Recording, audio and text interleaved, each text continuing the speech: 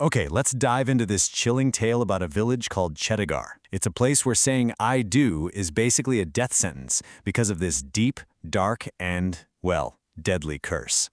I mean, listen to what the villagers say. That's a heck of a warning, right? For the women there, a wedding veil might as well be a funeral shroud. And this isn't some old spooky story. It's happening right now. And get this, the numbers are just grim. In the last year alone, there have been 12 new brides who have met some kind of mysterious, violent end.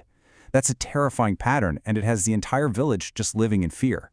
So yeah, this isn't some vague threat looming in the distance. It's a real, active horror. And our story kicks off with its latest victim. So the scene is set, right? It's her wedding night, and the bride, Runali, isn't greeted by her new husband. Oh no. Instead, she's met by 4 weeping, veiled ghosts. By the time her family breaks down the door, it's too late. She's dead. And just like that, the brutal, supernatural pattern of this curse is slammed down right in front of us. Okay, so now let's shift gears. Far, far away from all this horror, there's a young couple who have no idea they're about to be pulled right into the center of this nightmare. So, meet Chandru and Shweta.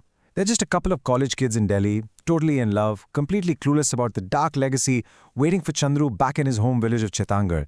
Their love story is sweet, it's pure, but yeah, it's on a direct collision course with a generations-old hatred. So picture this. They're out camping, it's this beautiful forest scene, and Shantru gets down on one knee. It's perfect. She says yes, and it's this moment of pure joy. But then, bam! The second she accepts, this violent, totally unnatural storm just erupts out of nowhere and splits them up. It's like the very first sign that something has taken notice.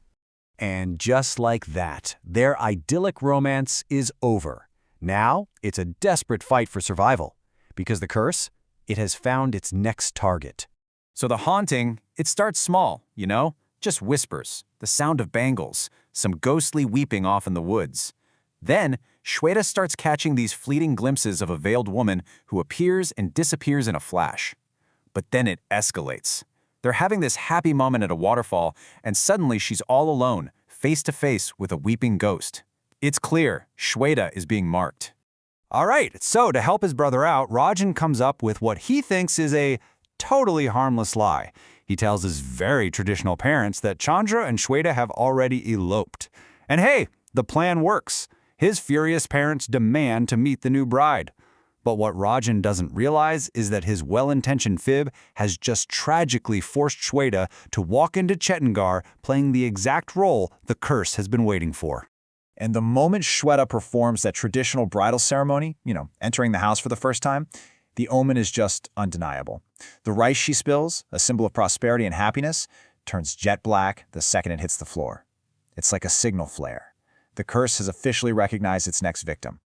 Okay, so the haunting isn't subtle anymore. Not at all. We're talking about 4 veiled ghosts appearing behind her in mirrors. They're physically attacking her, trying to strangle her in her own room.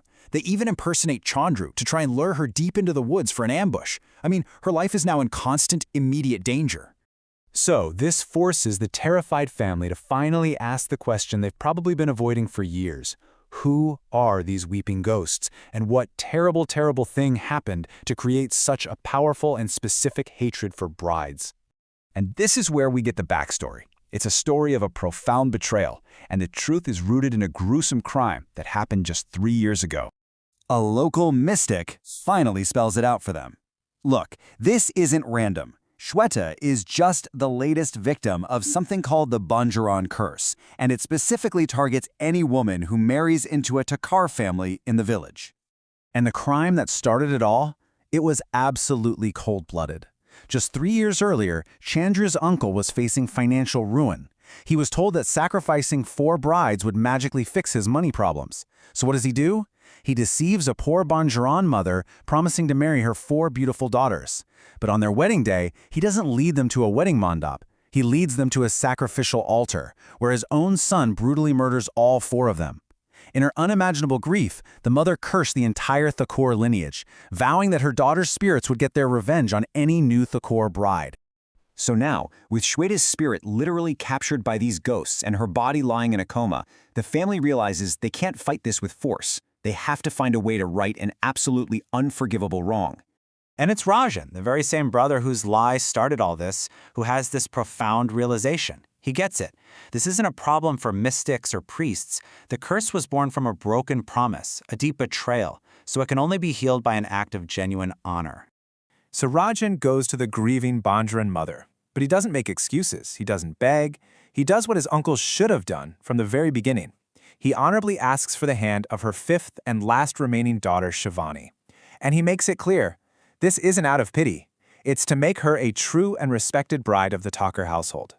This leads to this incredibly powerful climax. The four ghostly sisters appear, ready to kill the newest Thakur bride, just like all the others.